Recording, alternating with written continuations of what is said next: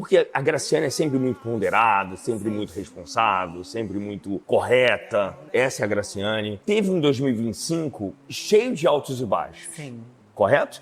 Acho que 2025 foi um ano, talvez, que eu mais aprendi sobre mim. Porque eu sempre vim numa pegada de fazer muitas coisas e nunca parar muito para pensar, para me analisar. Nem o que me machucava, nem exatamente o que eu queria. Sempre preocupada em, não, eu tenho que cuidar da minha família, eu tenho que fazer isso, eu tenho que trabalhar. Então eu nunca parei para pensar muito sobre o que eu queria ou sobre o que me machucava. E aí, desde o BBB, eu cheguei a conversar com você ali, foi muito especial o BBB. Eu amei participar, porque eu aprendi muitas coisas e aprendi muito sobre mim. Desde ali eu comecei a refletir o que eu queria da vida, sobre quem eu era e sobre quanto é importante também você viver hoje, porque a vida passa muito rápido. E foram altos e baixos, porque assim que eu saí do BBB foi muito difícil, porque você sai muito sensibilizada, vulnerável. Eu tava com uma expectativa e muitas coisas aconteceram, foi muito difícil. Eu passei por um processo que eu precisei de cura, que eu precisei me entregar mesmo por aquela dor que eu tava sentindo. Qual dor? De tudo. Não só da separação, eu ia falar da separação, mas da separação não só como homem e mulher, da frustração de ter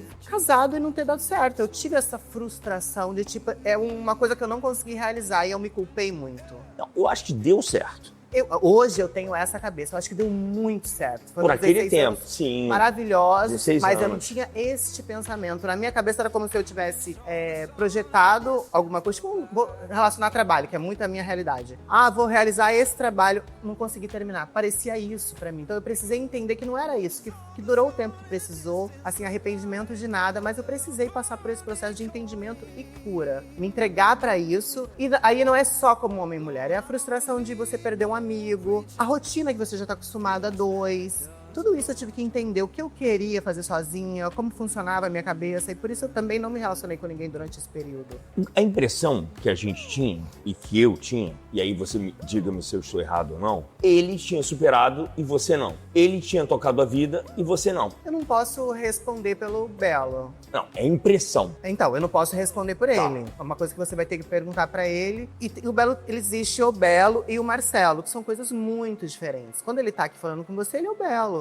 Que eu acho que é muito certo. Ele acaba se defendendo de muitas coisas, se protegendo de muitas coisas. Eu não sei se é assim. Você não consegue dividir. Eu não consigo. E hoje em dia eu lido bem com isso. Por mais que eu saiba que haverão momentos que eu acabo falando demais, tem muitas coisas que eu me arrependo do que eu já disse, principalmente quando atinge uma outra pessoa. Acontece qualquer coisa, eu posso te ligar e falar, Léo, isso é verdade, isso não é, isso aconteceu, isso não é. Você vai chegar aqui e vai me perguntar, você vai me perguntar, mas você mora com a tua ex-sogra, eu vou poder falar. Se você perguntar isso pro Belo, por que a mãe dele mora comigo, ele não vai poder te falar. Por quê? Não vai. Pergunta pra ele e vê o que ele vai te responder. Então, eu prefiro, porque eu chego, então, 10 horas da noite, boto a minha cabeça no travesseiro eu já vou nesse assunto, mas me responda. Você não tinha a impressão que ele tocou a vida e você não? Pode ser que tenha tocado, e eu acho incrível. E lembra daquela entrevista? Lembra da entrevista que você me deu no rodeio? Sim, eu falei que eu gostaria de voltar. Isso. Sim. Você se arrepende de ter dado aquela entrevista? Não, de forma nenhuma. Você queria ter voltado pra ele? Eu fui 100% verdadeira. Queria, e no momento até peço desculpa para a atual namorada dele, porque na época eu nem tinha noção que eles tinham um relacionamento sério, porque não era o que era passado pra mim.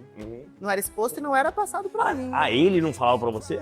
Então, não era claro. Então eu não tinha como saber, eu jamais desrespeitaria se eu soubesse que era um relacionamento sério. Você não falaria? Eu evitaria falar. Eu não ia te falar que não queria voltar, porque você sabe que eu não ia mentir, mas eu não falaria sim. Porque eu acho que foi um desrespeito com ela. Se ele estava numa relação já firme, se era uma relação pra mim, ele estava ali, aqui, ali, que era o que eu ouvia por aí também. Então, nesse sentido, eu me arrependo, porque eu acho sim que é uma falta de respeito, mas ali eu falei a minha verdade. E ali eu tava num processo de tristeza, não só pelo fim do casamento, mas pelas decepções que eu tive em relação a gente como amigo, como esse carinho de amigo, de outras coisas. De quando você tem um amigo que você fala, fiz um exame aqui, eu não sei o que vai dar, tô preocupada, não sei o que. Cara, vem aqui me dar um abraço. Tipo, um amigo assim. E naquele momento eu não tive. Nem ele como meu amigo, nem outros amigos que estavam na minha vida, que você até conhece, e que me decepcionaram naquela fase. Então 2025 foi um ano de decepções. Eu fui lá embaixo mesmo, porque quando eu sou uma pessoa que, cara, eu amo fazer as coisas pelos outros, me satisfaz. Eu fico muito feliz quando eu realizo pro outro. E quando eu me vi num momento tão frágil, sozinha, foi muito difícil. Mas eu acho que Deus foi me mostrando exatamente quem eram as pessoas e me resgatou de uma forma, quando eu achava que eu era o ser ser mais improvável. Porque eu falava, eu não, como as coisas que eu já fiz na minha vida, Deus realmente me quer, tá me resgatando desse lugar, e tava. E aí eu entendo quando as pessoas falam Deus resgata, ele pega os improváveis. E eu sinto que foi isso que aconteceu comigo.